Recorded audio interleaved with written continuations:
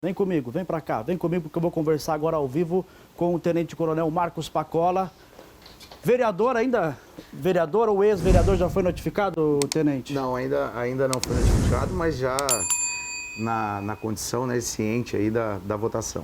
Então, por enquanto, ainda vereador por Cuiabá. Vou convidar o senhor para sentar aqui, ficar à vontade para a gente bater um papo sobre o que aconteceu lá e sobre os próximos passos também que vão ser tomados pelo senhor e pela defesa do senhor.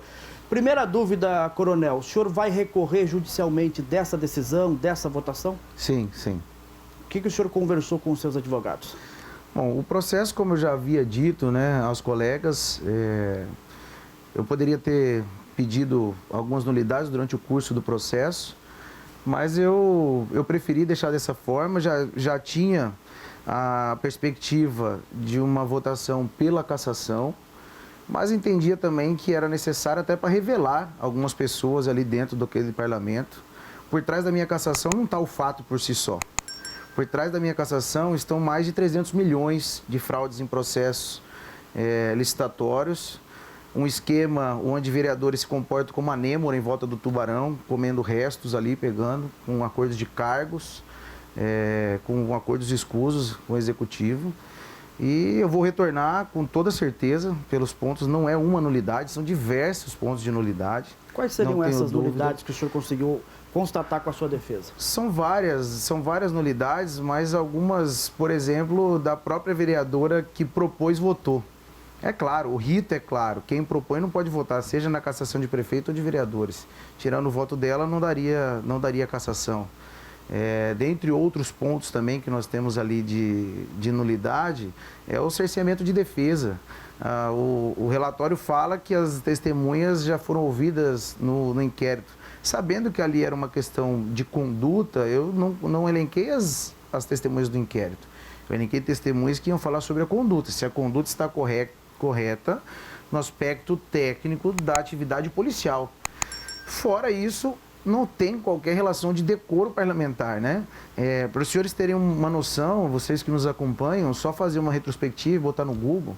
Nosso próximo presidente da Câmara Municipal, que é o vereador Chico 2000, ele foi acusado de pedofilia, de abuso, né? De ter abusado da enteada na época, e o parlamento disse, não, nós não vamos processar.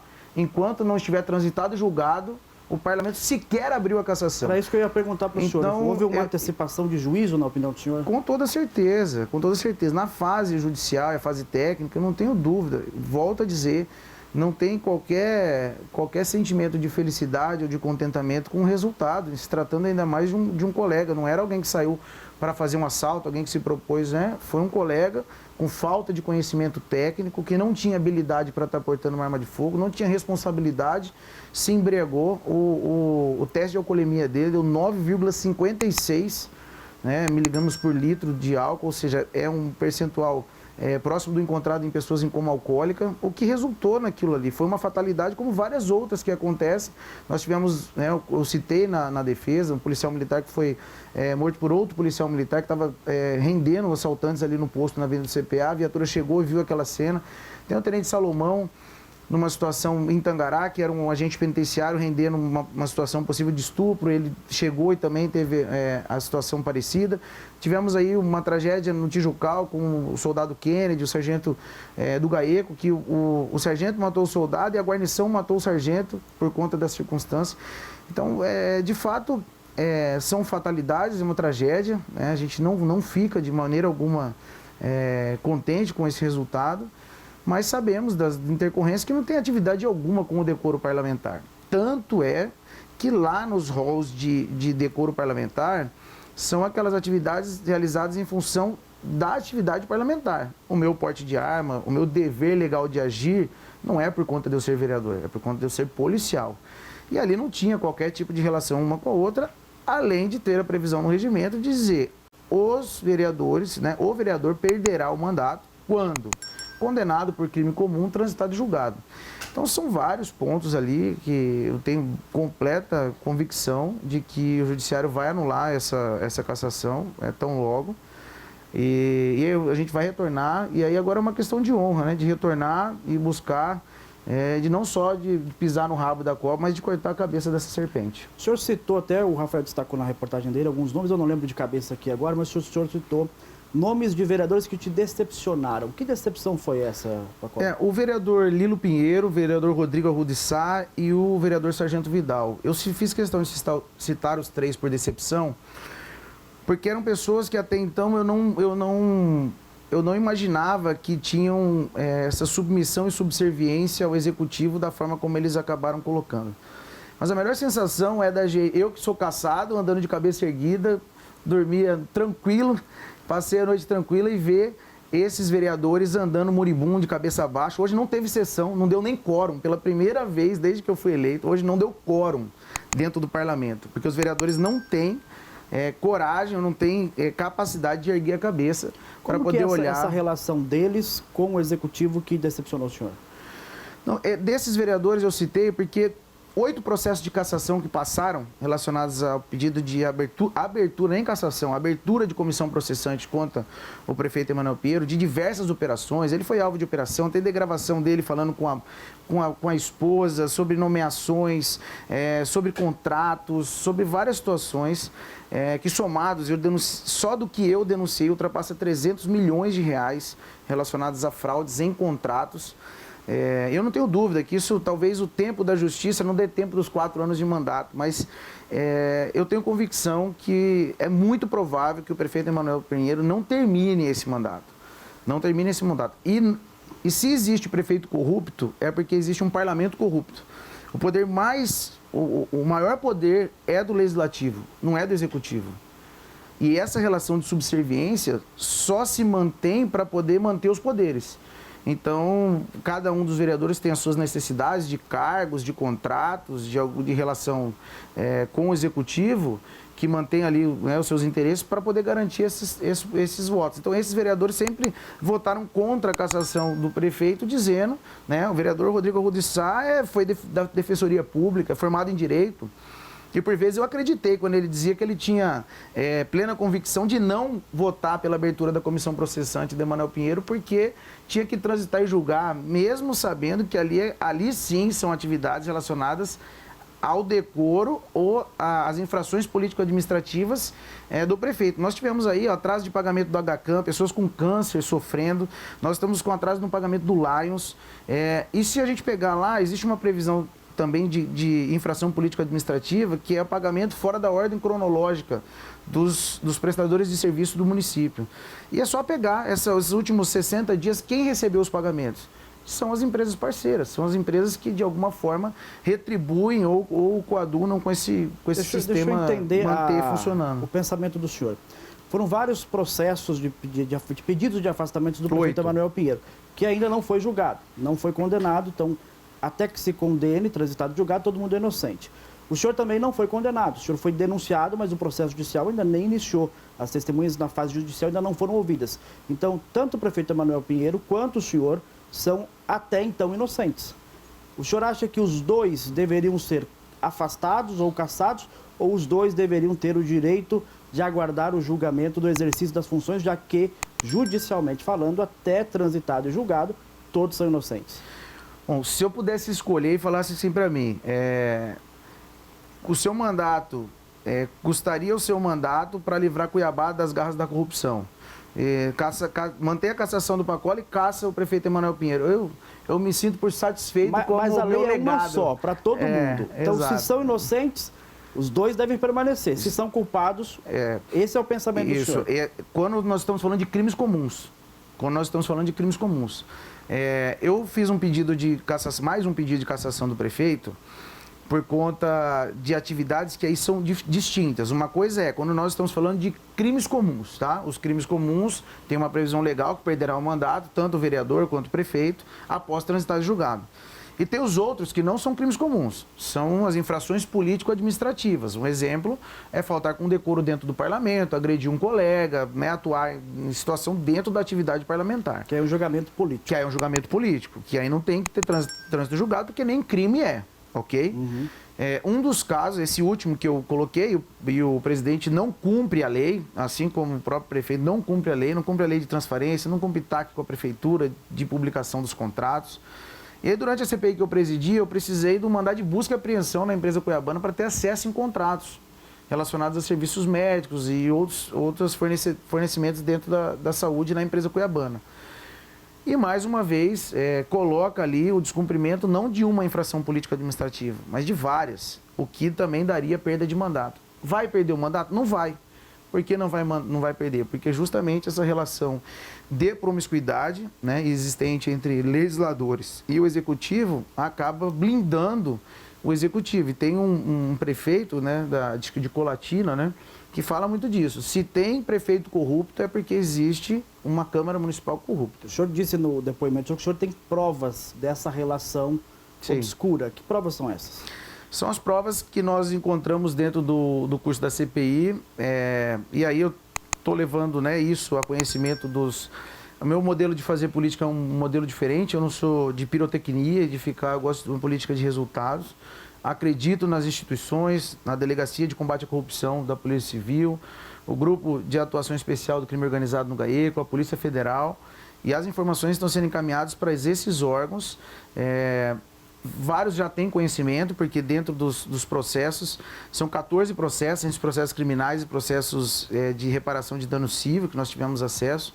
Grande parte deles em segredo de justiça, motivo pelo qual, inclusive, eu não posso, né, dar divulgação dessas informações, mas que nós estamos construindo para que se entenda, né? E quando eu volto a afirmar que é muito parecido com o sistema já montado nas facções criminosas, né, de conhecimento nacional, tipo o PCC, o Comando Vermelho, onde você tem funções distintas. Então você tem um geral do sistema, você tem um sintonia, você tem um torre, você tem os gravatas, né, que o pessoal já é responsável pela parte de proteção jurídica. Então é uma estrutura realmente, eu não tenho dúvida que Cuiabá precisa se livrar disso, mas não acredito que vai ser com a Câmara Municipal. Acredito que vai ser com a Justiça. O STJ está para julgar, inclusive, né, a permanência do prefeito está sob liminar, por conta justamente dessa compra de apoio político com cargos. Esse é um câncer no Brasil, não é um problema só do Mato Grosso, né? Os cargos públicos deveriam ser única e exclusivamente por concurso. Hoje Cuiabá deve ter metade ou mais aí dos seus cargos ocupados por indicação política, né? Eu até ia perguntar exatamente sobre isso, porque essa relação está sendo muito questionada até por causa das eleições, mas o Republicanos, que é o partido do senhor, é um partido que é apontado como um dos principais do chamado orçamento secreto, que nada mais é que uma troca de favores entre executivo e legislativo a nível nacional.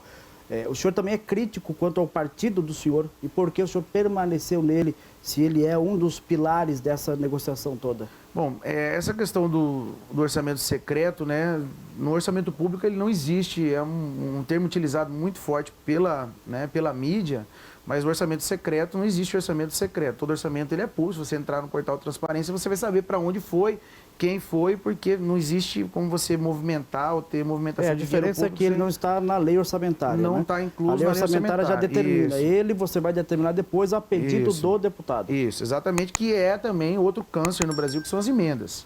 A gente percebe aí as candidaturas onde se paga emenda somente de quem joga junto com o prefeito, joga junto com o governador, joga junto, pagamento de emenda também é uma troca de acordo.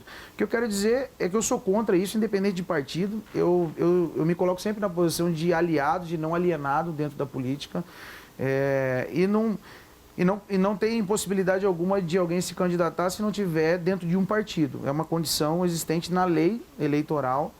E dentro dos partidos, na representação do meu espectro ideológico, o Partido Republicanos é um partido que tem, dentro da ideologia, esse comportamento. Agora, fazer parte de acordos escusos ou participar de coisas, né, desse sentido, isso não é da minha índole, e eu não posso falar de algo que eu não participo ou não tenho relação direta.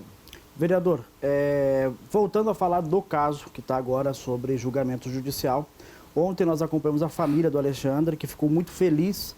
Eles sorriram quando o senhor foi cassado, quando o senhor recebeu os 13 votos pela cassação. O senhor já conseguiu entrar em contato com eles, já conversou com eles? A mãe do Alexandre mostra uma mágoa muito grande e ela acompanhou ontem muito atenta o discurso do senhor durante as 2 horas e 40 minutos, não saiu do plenário. O senhor tentou uma aproximação, uma explicação, uma conversa, um pedido de desculpas para a mãe do que acabou acontecendo?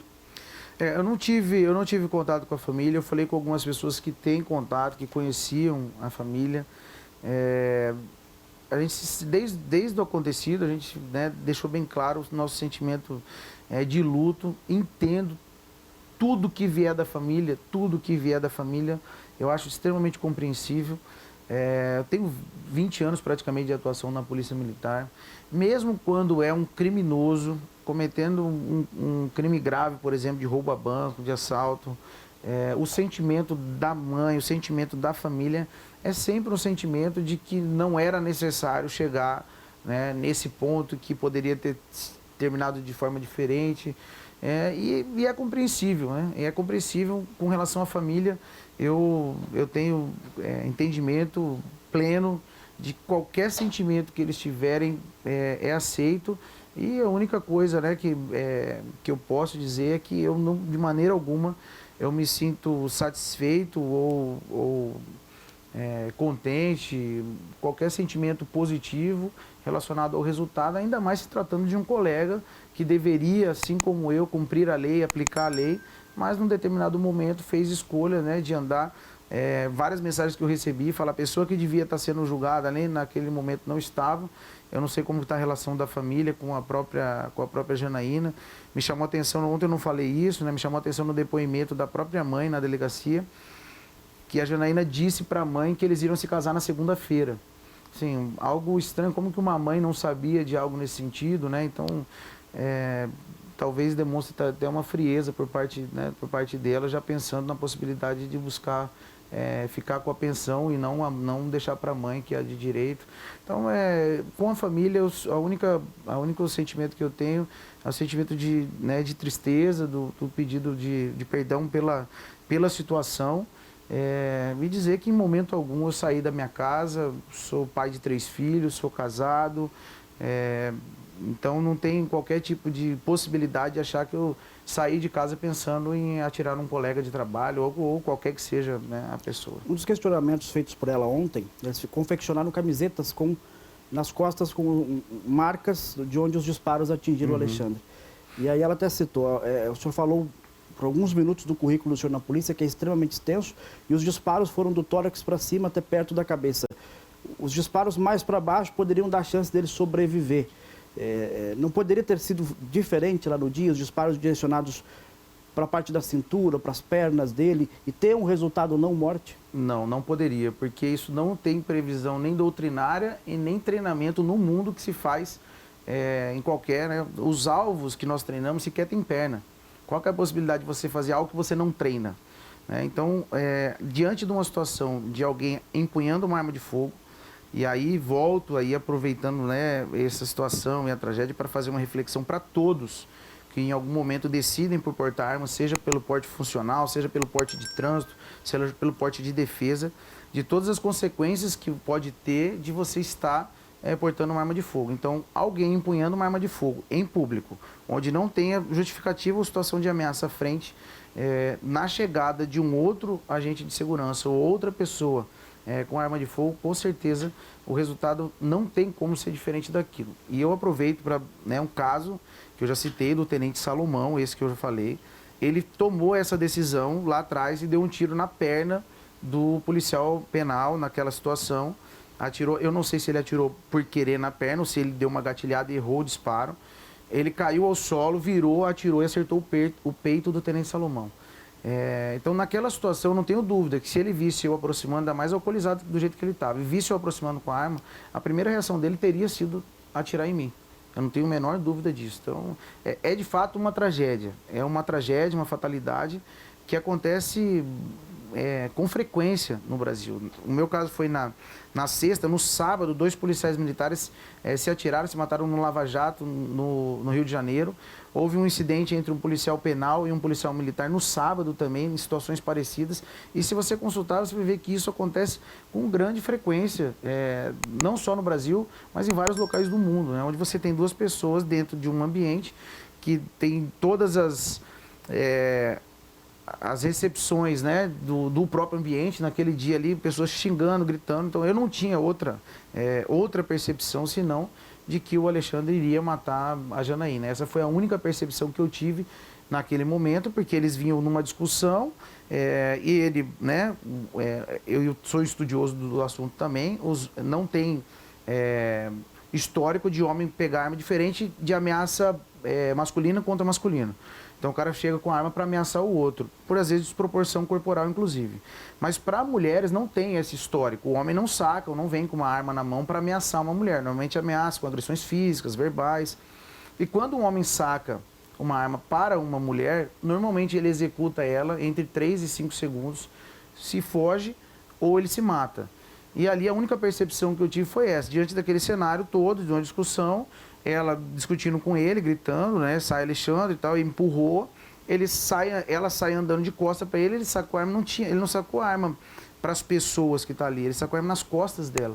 Então a única percepção que eu tive naquele momento é que ele iria executar ela. Fiz além, inclusive, do que eu mesmo passo para as pessoas que não têm o treinamento que eu tenho.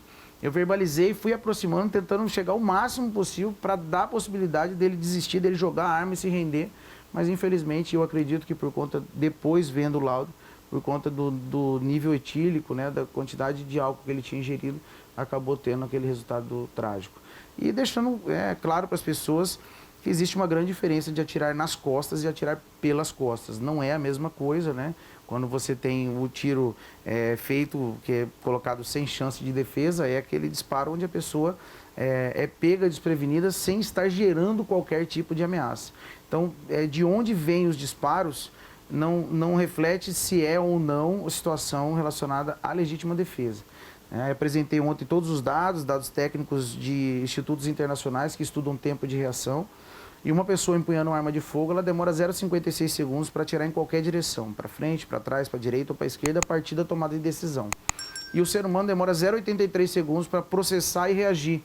Ou seja, se você espera a pessoa tomar a atitude de virar para atirar, dificilmente você vai conseguir atirar antes da pessoa atirar em você. Então, tecnicamente falando, eu fiz tudo aquilo que eu poderia ter feito diante do cenário, e, infelizmente, o resultado, os disparos poderia, por exemplo, não ter. Quantas pessoas, né? Eu cheguei a conduzir em ocorrências policiais, criminosos, no caso, né? Com 6 disparos que foram conduzidos para o hospital e sobreviveram. Né? Aqueles disparos poderiam não ter acertado órgãos vitais dele, porque não tem visada. Apresentei ontem 98% dos disparos, porque se confunde, né? Falei, ele é sniper. A atividade de sniper não tem nada a ver com aquela atividade que a gente chama de intervenção rápida, né? A atividade de sniper é aquela que você está deitado com um fuzil, uma situação de gerenciamento de crise, com uma luneta, e aí você consegue fazer, que também não tem previsão de você atirar na arma, atirar no ombro, atirar na perna, por isso que o tiro chama tiro de comprometimento. Toda vez que ele for utilizado, uma vida será comprometida em detrimento para salvamento de outros. Vereador, eu preciso encerrar, 11 horas e 36 minutos. Vamos encerrar então com os próximos passos da estratégia do senhor. O senhor vai recorrer judicialmente, ainda não entrou com ação porque ainda não foi notificado. Eu estou aguardando receber a notificação. Na verdade, os advogados já estão terminando de estudar o processo, nós estaremos protocolando o mais rápido possível, e eu acredito que em breve nós retornaremos lá à Câmara Municipal. E agora, mais do que nunca, né, focado de desmascarar e mostrar para toda a população, dizer como... ontem a primeira ligação que eu recebi foi do deputado federal Abílio, e disse, meu irmão, se você está sendo perseguido por esse pessoal, pode ter certeza que você está no caminho certo. É a prova para Cuiabá que você não coaduna e nem faz parte desse antro de corrupção. Então, agradecer o apoio de todos que me ligaram, fizeram contato, e nossa luta continua, independente de onde eu estiver. Estarei sempre buscando fazer aquilo que é certo, e aí o mais dolorido foi o que eu disse lá, ver essas pessoas julgando se eu tenho honra, integridade ou dignidade, que foi o fato que foi julgado ontem, mas estão lá, todos cabeça baixa, moribundos, né, com vergonha de olhar nos meus olhos, e pode ter certeza que eu vou fazer. Agora é questão mesmo de honra, de buscar mostrar para a população por que cada um daqueles vereadores, alguns me surpreenderam muito mesmo, e volto a dizer, né, o Sargento Vidal, por ser policial militar, ter uma relação muito próxima nossa com a família, e depois fez as suas justificativas de compromisso de campanha e outras coisas, né, que ele foi lá, inclusive, fazer questão de se justificar. Mas, enfim, o voto é de cada um. E agora buscar compreender, né? O doutor Ricardo Saad me surpreendeu muito, falou que estaria operando, veio do centro cirúrgico, por meio de uma cobrança. E aí vamos ver, né? Falaram que tem cargos, são as filhas que têm cargos, têm contratos com a prefeitura. E cada um desses agora eu vou buscar um por um dos que fizeram a votação, eu vou buscar identificar e mostrar por que fez o voto não de acordo com o que tinha conversado, das convicções, mas sim porque realmente não tem condição de fazer um mandato independente. Vereador, muito obrigado pela presença do senhor aqui nos estúdios do SBT Comunidade. Seja sempre bem-vindo. Obrigado pela gentileza com os nossos telespectadores, audiência gigantesca, graças a Deus. Todos curiosos para ouvir o senhor e agradeço por o senhor ter escolhido o nosso programa para falar depois dessa sessão ontem que foi tumultuada.